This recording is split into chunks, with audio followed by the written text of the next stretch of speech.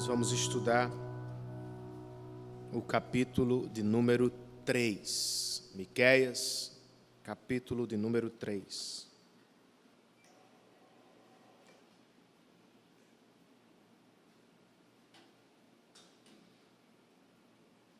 Vocês vão me perdoar, mas outra vez eu vou começar com Jonathan Edwards, tá? É tudo que eu leio nas últimas semanas. Pois bem, este servo de Deus, irmãos, viveu em uma época de avivamentos. Ou como ele gostava de chamar, de efusões do Espírito. Enquanto era pastor em uma pequena cidade do interior de Massachusetts, na América colonial, Edwards presenciou 2 grandes derramamentos do Espírito. Ele viu centenas de pessoas se entregarem a Cristo e outras centenas de cristãos assumirem um compromisso robusto com o Senhor e com a causa missionária do Senhor. Mas como sabemos, avivamentos não duram para sempre. As marés na Nova Inglaterra baixaram.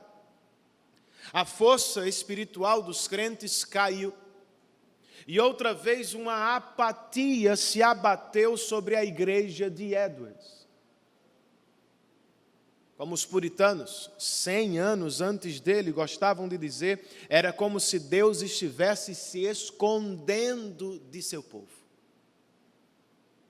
Nas palavras do próprio Edwards, em uma carta para um amigo, em muitos lugares onde Deus há pouco se mostrou maravilhosamente, agora ele se retirou em grande parte. A consequência é que Sião e a força da religião estão envolvidas em dificuldades inumeráveis e inextricáveis. Em outras palavras, para Edwards, a frieza espiritual dos crentes. Os membros de sua igreja estavam embaraçados com as coisas deste mundo, porque Deus, de alguma maneira, tinha se retirado de seu meio. Mas será que isso é possível, gente? Deus se retirar do meio de seu próprio povo? O reformador João Calvino responde em suas famosas institutas assim: o Pai, cheio de clemência, jamais dorme, nem cessa o seu cuidado. Todavia, às vezes parece dormir e cessar.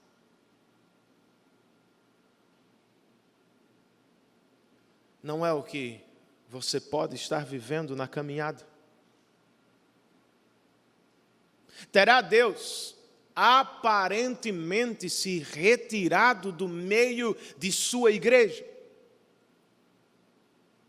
Estará Ele se escondendo de nós, irmãos? Porque é que nem sempre o Senhor responde quando clamamos. O capítulo 3 de Miqueias nos ajuda a entender um pouco sobre a famosa questão do silêncio de Deus. Para começar, eu quero ler apenas o verso de número 4, parte A.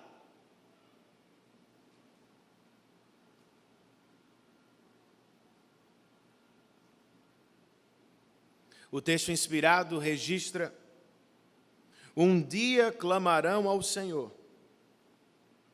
mas Ele não lhes responderá. Vamos orar outra vez? Senhor, antes de mais nada, tenha misericórdia de nós. Que não vivamos tal juízo. E que se estamos experimentando o Teu silêncio, que este culto seja instrumento em tuas mãos para nos despertar, a abrir os nossos olhos e nos liderar em um caminho de arrependimento. Espírito, nós estamos em tuas mãos. Dependemos totalmente de ti para falar tua palavra e ouvir a mesma. Rogamos a tua assistência para a glória de Deus, para o nosso bem, e fazemos isso em nome de Cristo. Amém.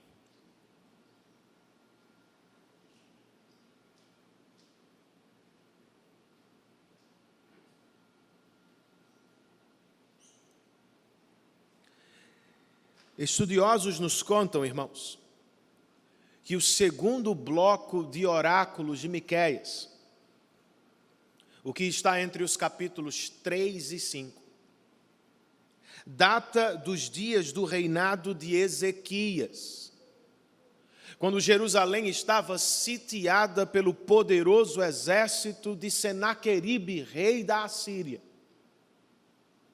Segundo os mesmos estudiosos, o propósito do profeta aqui é convencer o povo de seu pecado e levá-los a um arrependimento urgente diante do Senhor.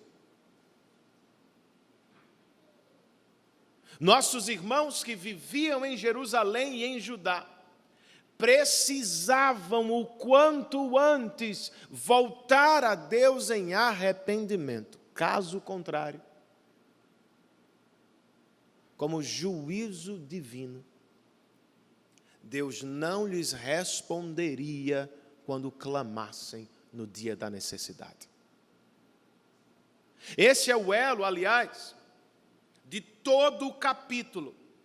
Por 3 vezes, de maneira explícita ou implícita, o profeta diz a mesma coisa: o Senhor não lhes responderá quando vocês clamarem a Ele. Não estamos livres de tal disciplina.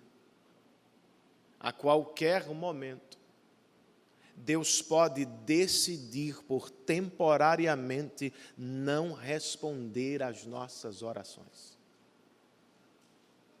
Por isso nós precisamos perguntar por que isso acontece. Por que Deus fica em silêncio às vezes? Porque nem sempre nos responde quando clamamos. De acordo com o profeta Miqueias, irmãos, a primeira resposta entre os versos 1 e 4 é: o Senhor não responde às autoridades injustas. Vamos ler o verso 1. Palavras de Miqueias: então eu disse, ouçam vocês que são chefes de Jacó, governantes da nação de Israel, vocês deveriam conhecer a justiça. Num passado mais distante, as tribos de Israel foram lideradas por anciãos, homens experientes, provados e aprovados, que gozavam do respeito e admiração de suas comunidades. Mais recentemente, durante a monarquia, os reis instituíram juízes ou governadores distritais. Estes o representavam. Mas de qualquer modo, irmãos, antes ou agora, o que Deus e o povo esperavam destes homens era amor pela justiça. Eles deveriam conhecer a justiça de Deus. Deveriam proceder em seus ofícios em obediência e concordância com a lei do Senhor. Mas não era o que acontecia nos dias de Miqueias. Ao contrário, versos 2 e 3. Vocês, líderes, vocês odeiam o bem e amam o mal. Arrancam a pele do meu povo e a carne dos seus ossos. Aqueles que comem a carne do meu povo arrancam sua pele, despedaçam os seus ossos e os cortam como se fossem carne para panela. Estes homens odeiam o bem e amam o mal, mas é provável que não concordassem com o diagnóstico do profeta Miqueias. No entanto, suas ações provavam que o profeta estava certo. Em vez de tratar seus próprios irmãos como pessoas feitas à imagem e semelhança de Deus, como animais selvagens, eles os devoravam sem dó, como se fossem açougueiros. Eles fatiavam os irmãos com suas práticas de opressão e abuso de poder. E nada sentiam no coração. Pois como nos nossos dias eles estavam no topo da pirâmide econômica, eram impessoais no tratamento como os mais fracos. O que os olhos não veem, o coração não sente, pode parti-los e acabar com eles. Mas um dia, irmãos, verso de número 4, um dia clamarão ao Senhor, mas Ele não lhes responderá. Naquele tempo, Ele esconderá deles o rosto por causa do mal que eles têm feito. Ao longo de toda a Bíblia, Deus é geralmente descrito como aquele que está perto de seu povo. Como Deus que está sempre pronto para salvar seu povo, mas não aqui, queridos. Por causa dos pecados dos líderes de seu povo, Deus vai se esconder dele. Vai se ausentar temporariamente. Será que não é o que está acontecendo conosco? Alguns crentes se queixam, Deus não está ouvindo as minhas orações. Outros me dizem, pastor, eu tento, mas não consigo progredir na fé. E sabe como tentam resolver? Eles sobem montes, fazem retiros espirituais e decidem se esforçar mais na leitura e na oração. De acordo com Miqueias, só isso não vai adiantar. Se são líderes, principalmente, eles precisam se arrepender de seus pecados. Precisam amar a justiça de Deus, não só em discurso, precisam amar a justiça de Deus na prática. Até lá, estarão na condição daqueles, como diz Paulo aos Efésios, que entristecem o Espírito. Você é líder da sua casa, meu irmão? Quer crescer em Cristo? Não pode apenas comprar mais livros.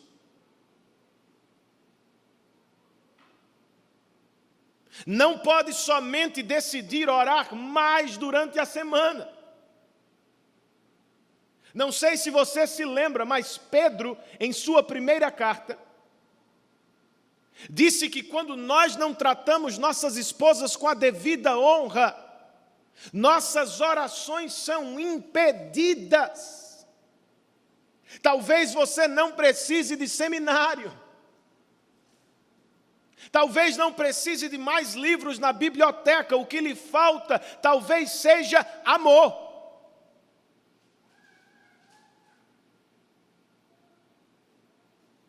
Por sua esposa e por seus filhos. O mesmo, queridos, vale para os líderes da igreja. Podemos ter pós-doutorado em divindade. Se não tratarmos as ovelhas do Supremo Pastor como as pessoas por quem Cristo derramou seu sangue vicário, Deus não nos abençoará.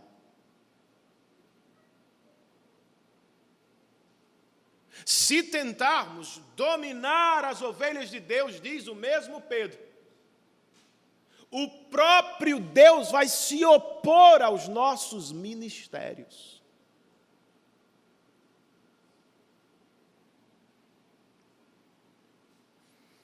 Por isso nós precisamos olhar para dentro. Não podemos olhar ou usar Miqueias apenas para falar das autoridades civis. Você precisa se lembrar que nós estamos falando da igreja de Deus. Mas aqui também há conforto e consolo para cada um de nós, pois em Miqueias 3, Deus nos chama de sua nação santa, de seu povo escolhido. Minha irmã, Deus sabe do que você sofre sob a mão pesada de um marido injusto. Filhos crentes, Deus vê o abuso de autoridade de um pai ditador. Ovelhas do Supremo Pastor, Deus sabe do que vocês padecem às vezes sob o pastoreio de homens ímpios e dominadores. Trabalhadores cristãos, o Senhor está vendo, como os chefes de departamento, como os patrões de vocês os tratam, e Ele, no devido tempo, vai julgá-los. Até lá não nos cabe outra coisa a não ser nos humilhar sob a poderosa mão de Deus, para que no seu tempo Ele acerte as contas e nos exalte para a glória dEle. Mas uma palavra é extremamente necessária agora. Para não sofrer amanhã o que muitos já sofrem hoje, nós precisamos escolher melhor nossos líderes. Jovens, cristãs e solteiras, ou que ainda não se casaram, vocês não podem brincar. Nós estamos falando dos futuros líderes de vocês no casamento.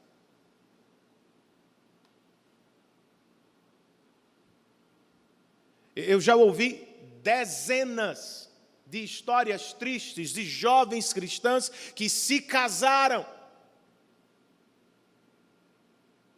achando que ele mudaria, achando que ele se consertaria ao longo do caminho,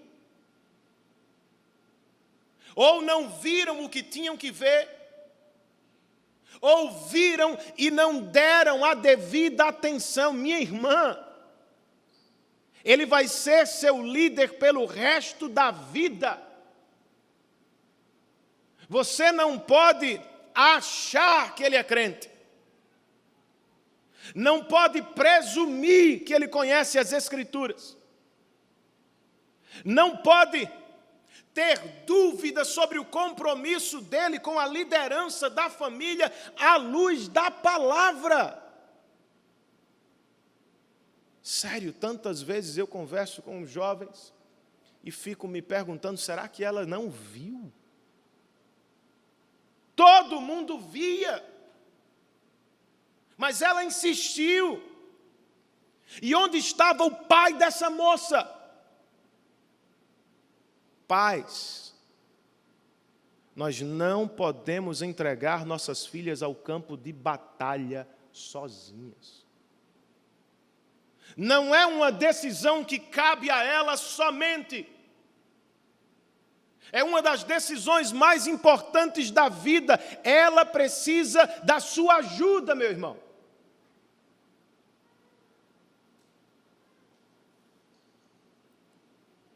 Enquanto ele era seu amigo, ele tratava você e as demais irmãs, como diz Pedro em sua primeira carta, como se você e as irmãs fossem preciosas aos olhos de Deus. É assim que ele trata a mãe dele. É como ele conversa e olha para as irmãs em Cristo. Tenha certeza da piedade de seu futuro líder e primeiro pastor. O mesmo vale para a igreja, irmãos. Nós não podemos escolher de qualquer forma, senão a gente sofre. Não podemos escolher por amizade meramente. Não podemos escolher por capacidade somente. Lá no mundo, as pessoas pedem apenas por um currículo profissional. Aqui não. O que mais interessa não é se ele sabe falar, se ele sabe tocar, se ele sabe cantar, se ele é simpático, se é agregador. Qualquer um de nós pode aprender essas coisas. O que mais importa, diz Paulo nas cartas pastorais, é o caráter destes homens. Eles são confiáveis. Já provaram compromisso com a doutrina e com o testemunho do Evangelho. O que falam é coerente com o que vivem. Se na sua empresa você pede currículo, na nossa igreja nós dizemos o seguinte: vão escolher presbíteros, pastores, vão à casa destes homens. Vejam se eles pastoreiam bem esposas e filhos. Se são bons pastores lá, serão aqui. Se não são, eles só trarão problemas. Estamos às portas das eleições municipais. E eu sei que a situação é complicada, mas nós precisamos tentar escolher melhor. Jetro disse a Moisés, seu genro, escolha dentre o povo homens que sejam, boas dicas aqui, capazes, tementes a Deus, dignos de confiança e inimigos do ganho desonesto. Para quem está anotando, e eu estou vendo aí alguém anotando, Êxodo 18, 21. Para começo de história, irmãos, nossos candidatos precisam ser, no mínimo, capazes de gerir a cidade, de protegê-la na Câmara dos Vereadores. Eles precisam ser tementes a Deus. Pastor, a gente só pode votar em crente, não é isso. Mas nossos candidatos precisam se aproximar ao máximo dos princípios e valores cristãos. Há não cristãos que se aproximam disso. Você sabe o que o seu vereador defende na Câmara? Pelo que ele está lutando para aprovar? Seus projetos de lei são mais próximos da Bíblia ou são completamente tomados por uma filosofia ateísta? A ideologia é muito importante, irmãos. Você precisa conhecer a de seu candidato. E depois, você acha que ele é digno de nossa confiança? Pode receber esse poder todo que nós damos? Ele já provou que não está na política por dinheiro, que não só pensa em ganhos desonestos. Eu sei que a maioria, talvez vocês diriam, é assim, pastor. Mas, meus irmãos, não é possível. Tem alguém aí que pensa no bem da cidade, não apenas no seu próprio bem.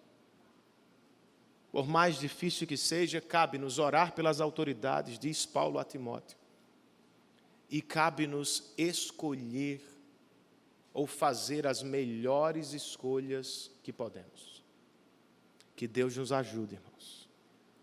Que Deus nos ajude.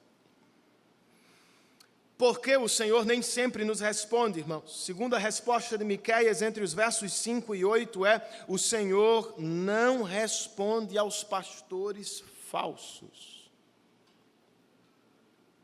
Ou na descrição de Miqueias, gananciosos.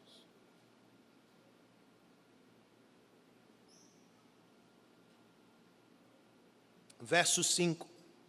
Assim diz o Senhor aos profetas que fazem o meu povo desviar-se, e que quando lhes dão o que mastigar, proclamam paz, mas proclamam guerra santa contra quem não lhes enche a boca. A primeira coisa é: quem são esses homens? Eles não são falsos profetas explícitos. Não são profetas de Baal, de Zeus. Não adoram explicitamente falsos deuses pagãos. Eles são judeus. Membros da família da aliança, foram legitimamente separados e treinados na escola de Elias. Receberam o direito de ensinar a palavra. E o privilégio também. Só que não é o que fazem, irmãos. Diz Miqueias: estes homens desviam o povo de Deus. Não porque não tem Bíblia, mas porque, tendo a Bíblia, eles a manipulam para falar o que querem, para se dar bem. Na verdade, eles fazem a Bíblia dizer o que o povo quer ouvir. Bem-estar pessoal, sucesso financeiro, sorte no amor e saúde inabalável são seus temas favoritos.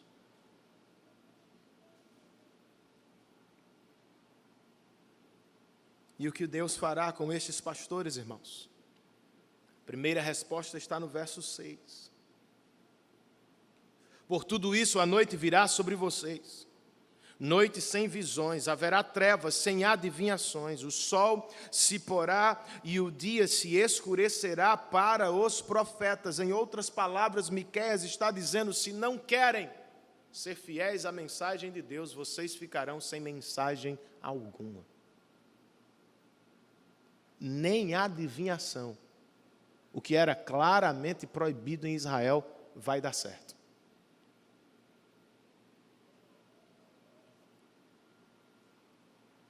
O verso 7 traz a segunda e a terceira respostas. Os videntes envergonhados e os adivinhos constrangidos, todos cobrirão o rosto, porque não haverá resposta da parte de Deus. Eles serão publicamente humilhados.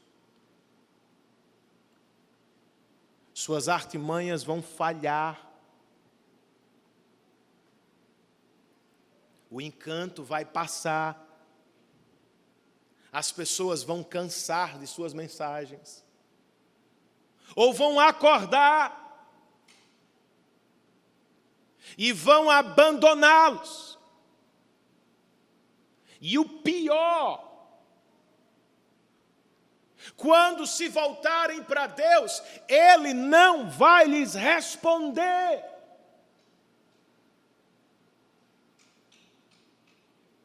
Ficarão sendo profetas de Yahvé, ficarão como os profetas de Baal, que nos dias de Elias clamaram aos seus deuses e nenhuma resposta receberam.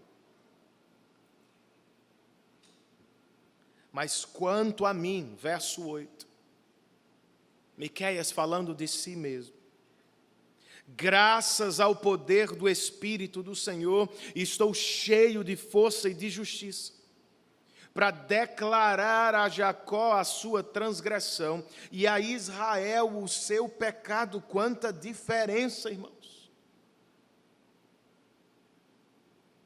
O poder de Miqueias ou de seu ministério não vem de falsas promessas de paz, vem do Espírito. Por causa do Espírito e diferentemente dos gananciosos, ele leva o ministério de maneira justa. Porque está cheio de força do Espírito, ele se levanta corajosamente e proclama o pecado na face dos mais poderosos de Jerusalém.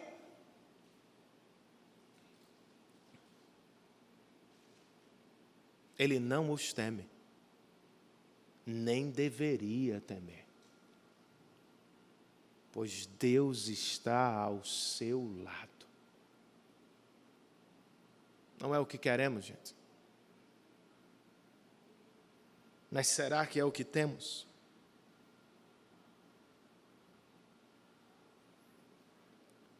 Será que temos pastores agradáveis aos olhos de Deus? Ou será que estamos sendo enganados? Como saber, como discernir? Há inúmeras passagens da Escritura que tratam do assunto. Este foi um dos maiores problemas do Antigo Testamento. Mas à luz dessa passagem, eu posso dizer algumas coisas. Os falsos profetas manipulam a Bíblia e desviam o povo de Deus. Percebam, eles não rejeitam a Bíblia descaradamente. Eles ainda a usam, torcendo-a, recortando-a, forçando-a.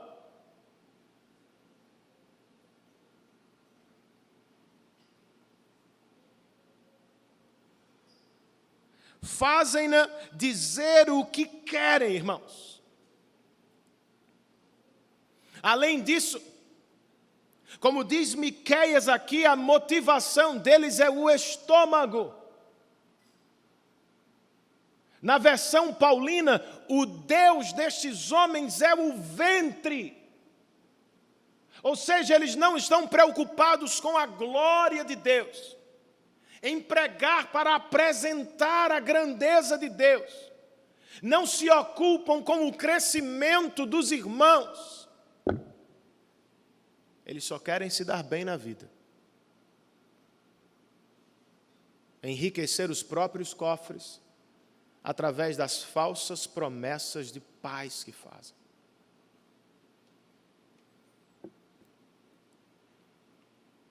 Agora, uma coisa precisa ser dita, irmãos. A questão não é o salário pastoral. A questão aqui é a motivação pastoral. Pois os dois testamentos são explícitos. Pastores devem receber pelo que fazem. Paulo aos Coríntios, para usar um único texto, disse que foi ordem do Senhor Jesus. Aos que pregam o Evangelho, que vivam também do Evangelho. Logo, a questão não é se ele recebe ou não, a questão é por que ele recebe. Por que ele trabalha. Por que ele deseja tanto o crescimento de sua igreja. e de sua igreja apenas. Porque ele não se alegra com a expansão da igreja de Cristo no mundo. Porque só o prédio dele tem que crescer. Porque há disputa entre ele e outros pastores, quando deveriam estar trabalhando na mesma causa e para o mesmo rei. Trata-se de um negócio particular, irmãos. Não há cooperação. Não há visão de reino. Só esta igreja tem que crescer. É assim que pensam.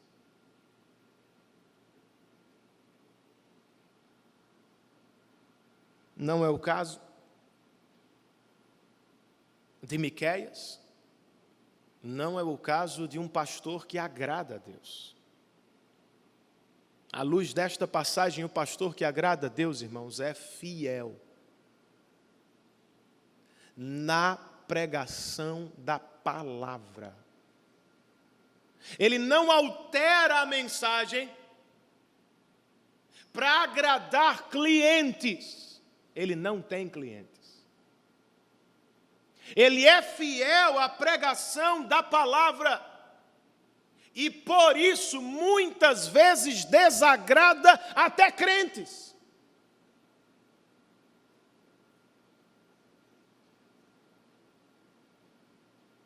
Ele corre riscos.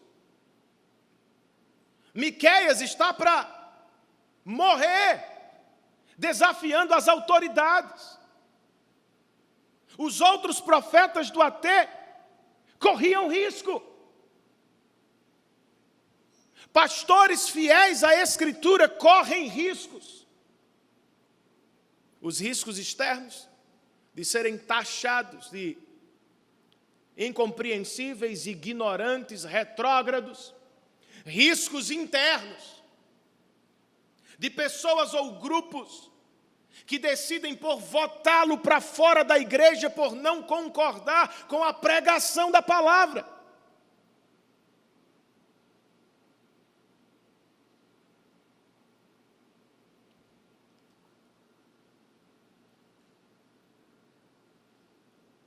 Mas de alguma maneira, irmãos, estes servos de Deus, do passado e do presente, revelam poder em seus ministérios. Mas não é um poder humano, meramente de retórica, habilidade de convencimento. Eles não fazem uso de manipulação emocional. Não precisam de teclado ao fundo, de ambientes preparados para despertar as sensações de quem adora. O poder deles não vem do gelo seco que sobe do chão. O poder desses servos fiéis do Senhor vem do alto, irmãos.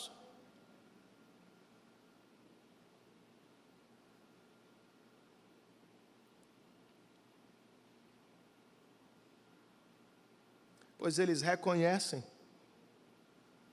que nada podem sem Cristo. E por isso vivem em total dependência do Espírito. Piper coloca assim: Deus chamou pastores para fazer aquilo que somente Deus pode dar. Mas é isso mesmo. Nosso trabalho é falar daquilo que só Deus pode dar, irmãos. Novo nascimento é obra dele, não minha. Promover um verdadeiro avivamento na igreja é obra dele, não minha. Encher os crentes de vigor, ressuscitar os mortos espirituais, fazer avançar o evangelho no mundo, são alvos que estão além da capacidade de qualquer pastor que tenha o mínimo de bom senso. Mas olha que bênção. nós oramos e somos fiéis e vemos o êxito da obra de Deus, e Ele, e não nós, recebe toda a glória por este mesmo êxito. Dito isso, eu quero lhe perguntar, quem é o seu pregador favorito do YouTube? Quem você escuta indo para o trabalho? Qual é o programa de televisão que mais está presente na sua casa? Você gosta daqueles pastores que fazem as pessoas rirem? Ou daqueles outros que prometem as benesses dessa vida? Ou você tem prazer naqueles que são fiéis à palavra e que por vezes levam o seu coração a se entristecer em arrependimento? Eu disse semana passada, irmãos, o tipo de pregador que escolhemos ouvir causará impactos sobre toda a nossa vida. E eu acrescento hoje, o tipo de pregador que você escolhe ouvir revela o tanto do seu amor por seu Deus.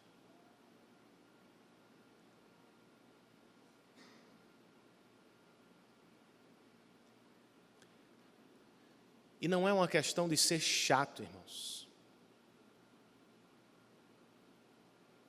Eu sei que, naturalmente, pecadores não gostam de ouvir sobre um rei exaltado e santo. Que ninguém aqui sente-se confortável ouvindo sobre os seus pecados. Eu sei que o mais relativista entre nós, influenciado muito mais pela Grécia ou Atenas do que Jerusalém, estremece com as verdades absolutas da palavra de Deus, eu sei. Mas isso é amor, queridão. Nós não queremos que os nossos irmãos sofram em algum exílio circunstancial e disciplinar de Deus. Muito menos queremos que amigos e familiares sofram eternamente no inferno. Por isso precisamos ser fiéis, irmãos. Mesmo que soframos as consequências. Para terminar, por que é que o Senhor às vezes fica em silêncio, irmãos? Terceira e última resposta de Miqueias: o Senhor não responde aos líderes ímpios.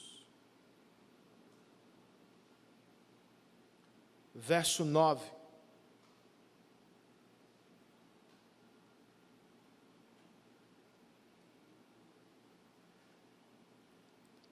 Ouçam isto. Vocês que são chefes da descendência de Jacó, governantes da nação de Israel, que detestam a justiça e pervertem tudo o que é justo. Ou seja, o profeta voltou ao primeiro grupo, com o qual abriu o capítulo. Os líderes distritais de Judá. Só que o problema deles não mudou, é o mesmo. Eles detestavam a justiça então, continuam detestando agora. Pervertem tudo que é reto aos olhos de Deus, como, Renan? Versos 10 e 11, parte A. Estes homens constroem Sião com derramamento de sangue, e Jerusalém com impiedade. Seus líderes julgam sob suborno. Seus sacerdotes ensinam visando lucro, e os seus profetas adivinham em troca de prata, irmãos. Qualquer semelhança com os nossos dias é mera coincidência, viu? Uma nota histórica pode nos ajudar a compreender a tragédia que se dava em Jerusalém. Nos dias do rei Ezequias, Jerusalém desfrutou de um crescimento econômico poderoso. E com a queda do Reino do Norte, Samaria, os irmãos do norte se refugiaram no sul. E o que imigrantes fazem até hoje, irmãos? E eu falo como um deles, tendo morado fora. O que os nossos conterrâneos foram fazer no Sudeste? Com o que brasileiros trabalham na América do Norte, na Europa ou no Japão? Imigrantes geralmente fazem o que os nativos não querem mais fazer: trabalho pesado.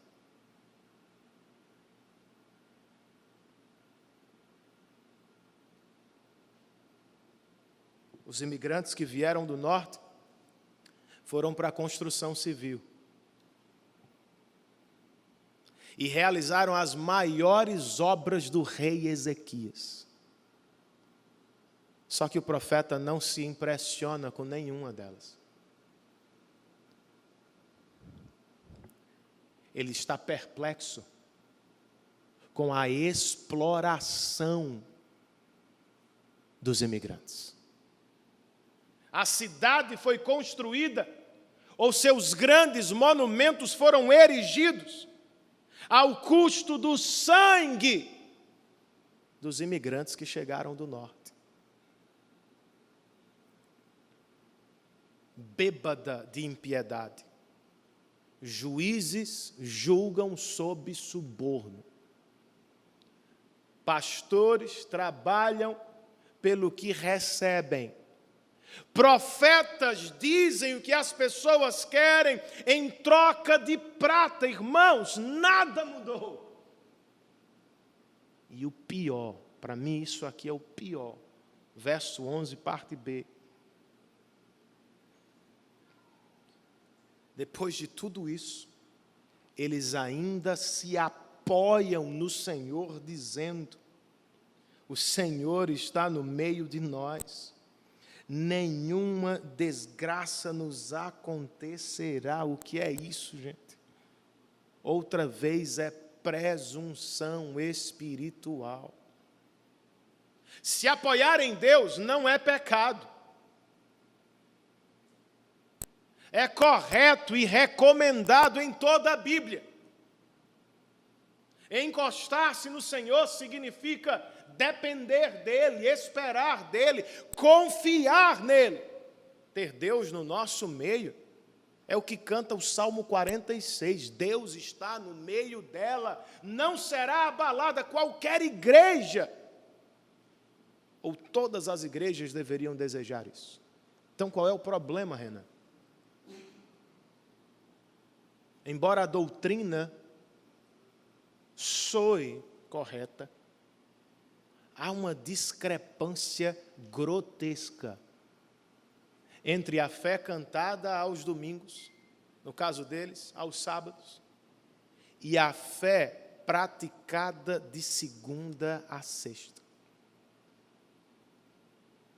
Estes líderes não conhecem a graça de verdade. Eles a pressupõem. Não vivem na graça do Senhor. Eles vivem como querem e presumem que pela graça Deus jamais vai abandoná-los. Deus é livre, irmãos. A qualquer momento que escolher e julgar melhor, Ele pode partir. E é o que Ele promete aqui, verso 12. Por isso, por causa de vocês, Sião será arada como um campo, Jerusalém se tornará um monte de entulho, e a colina do templo um matagal. Percebam o seguinte: Deus disse basicamente isso para Samaria no capítulo 1.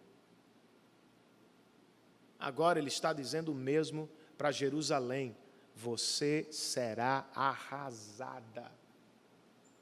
Por quê? Porque Deus é mau? Não. Está no texto, irmãos. É por causa do pecado de vocês. Pessoas que presumem a graça de Deus são a causa da própria queda. E dependendo do posto que ocupam, da queda de outras dezenas ou centenas de pessoas. Eles vão clamar no dia da invasão de Nabucodonosor. E Deus não lhes responderá com o coração partido. O Senhor se ausentará do meio de seu povo. É o que alguém aqui quer experimentar?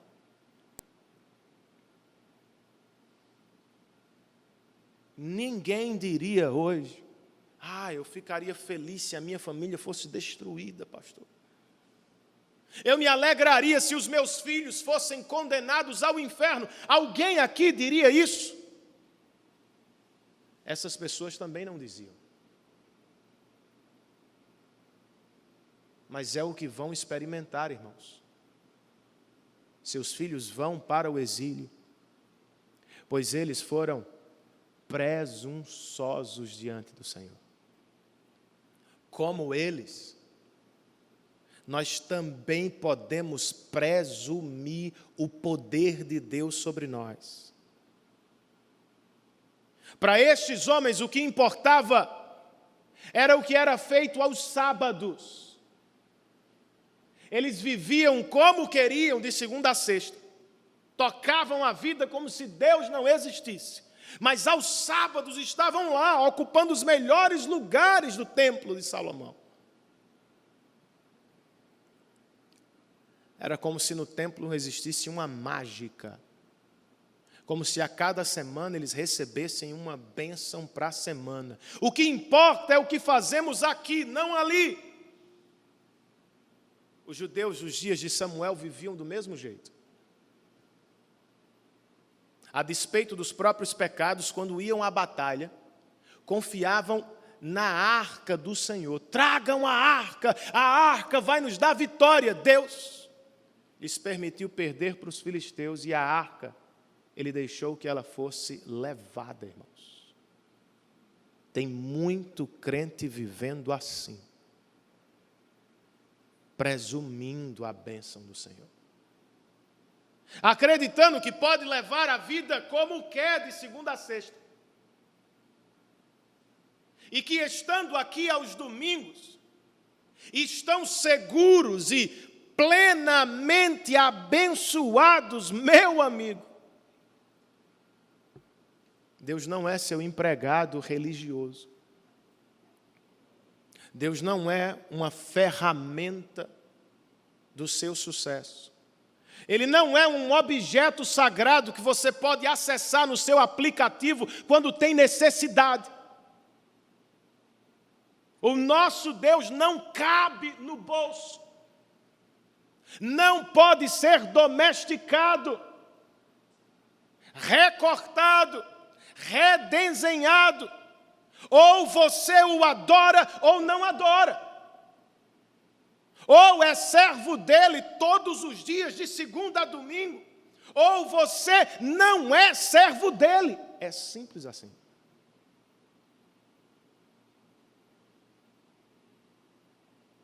Você pode estar presumindo.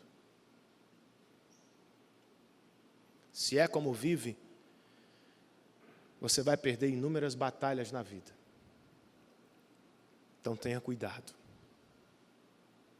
Como judeus dos dias de Miqueias, nós podemos estar presumindo, irmãos, as promessas da aliança. Esse povo não faltava culto.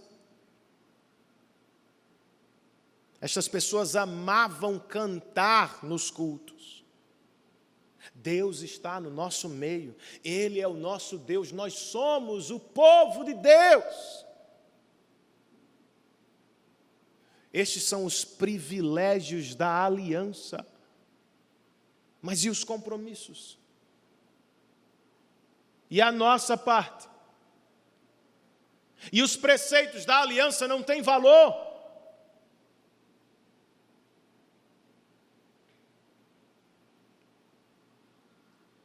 Nós lemos ao início deste culto, irmãos.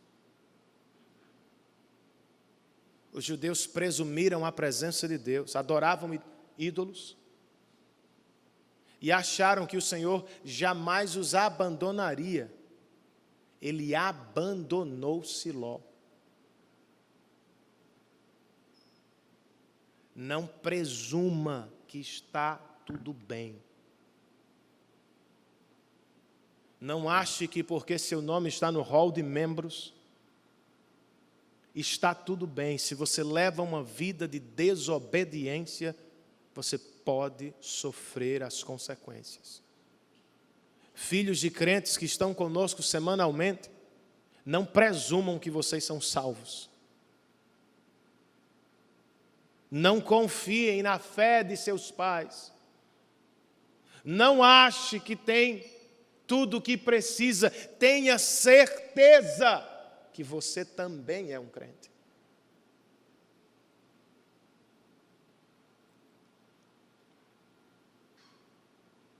Algumas igrejas presumem que está tudo certo, porque são impecáveis na tradição, mas na adoração são apáticas, na missão são fraquíssimas. Irmãos, e se não estiverem certas aos olhos de Deus? Como os judeus, os dias de Miqueias, nós podemos presumir a paciência do Senhor. Sempre haverá tempo. A maré é boa, pastor. Era boa para eles. Vamos curtir e aproveitar. Amanhã nos acertaremos com o Senhor, mas como é que você pode ter certeza que não vai morrer hoje? Que seu coração não vai bater ao término desse culto? Parar.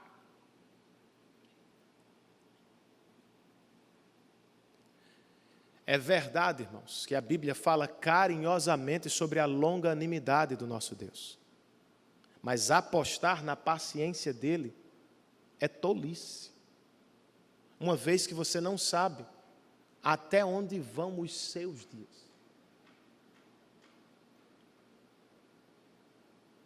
Por isso, irmãos, antes que seja tarde demais, vamos ouvir a voz do Senhor e nos arrepender de nossos pecados.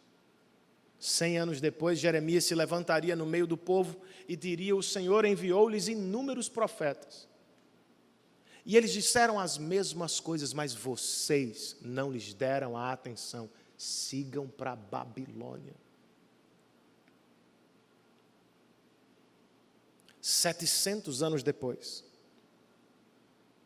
o maior e o último profeta de Deus, seu Filho amado Jesus Cristo, olhando para o templo de Jerusalém, diria: o templo será destruído, e eu o levantarei em 3 dias.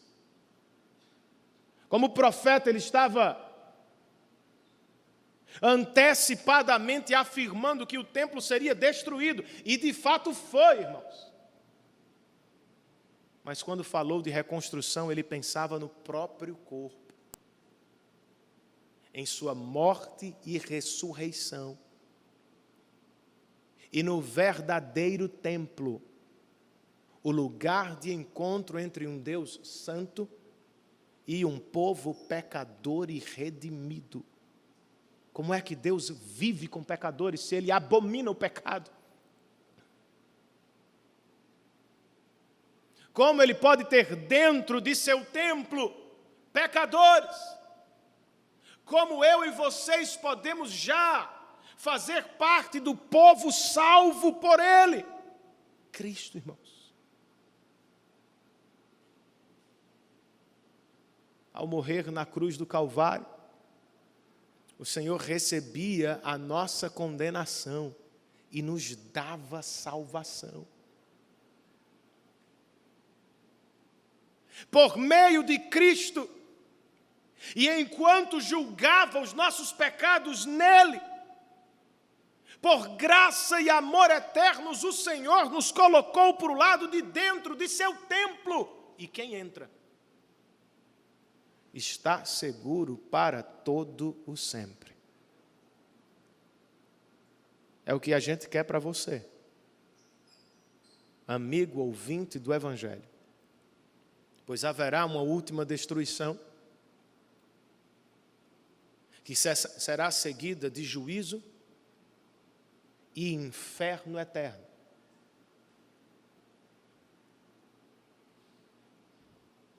Antes, porém, enquanto há tempo, você pode entrar no templo de Deus por meio de Cristo Jesus.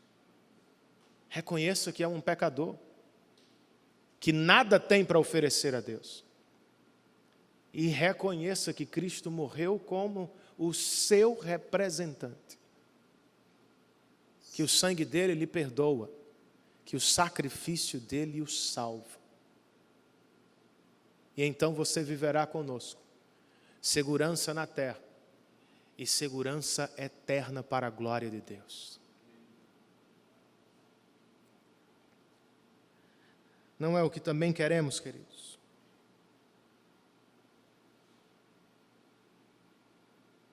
Você acha que Deus se escondeu? Terá Ele temporariamente se retirado da sua vida? Por que é mesmo que Deus não responde quando clamamos? Ou às vezes não responde quando clamamos? Voltando à citação de Calvino, e a completando agora, o reformador disse: todavia, às vezes o Pai parece dormir e cessar, a fim de que por isso sejamos incitados a dirigir-lhe orações e súplicas. É por isso que na vida dos crentes Deus às vezes fica em silêncio. Não é para que eles parem de orar, irmãos. É para que eles orem cada vez mais. Mas, pastor, e se eu seguir orando e as respostas do Senhor demorarem? Em um livro que escreveu no pós-avivamento, Edwards disse o seguinte: o bem supremo da oração é o próprio Deus. É o que se deve buscar. A melhor coisa da oração não é a resposta A, B ou C. É o encontro. A oração possibilita, a oração coloca cara a cara crente e seu Deus. Era por isso, irmãos, que David Brainerd, aquele missionário sobre quem eu falei, era por isso que ele orava constantemente. Em seu diário, ao final dele, na verdade, em suas reflexões, Edwards diz de Brainerd, ele amava retiros espirituais, se afastar temporariamente do mundo, para estar a sós com o Senhor. Para ele, a oração não era apenas um meio de se conseguir a evangelização dos índios. A oração era um fim. Era buscar a Deus e encontrá-lo. Volte a orar, meu irmão. Mesmo que os tempos sejam de silêncio. Vamos orar em casa, sozinhos e em família. Na igreja, nos cultos públicos e nos momentos de discipulado. Vamos pedir a Deus por um avivamento, irmãos.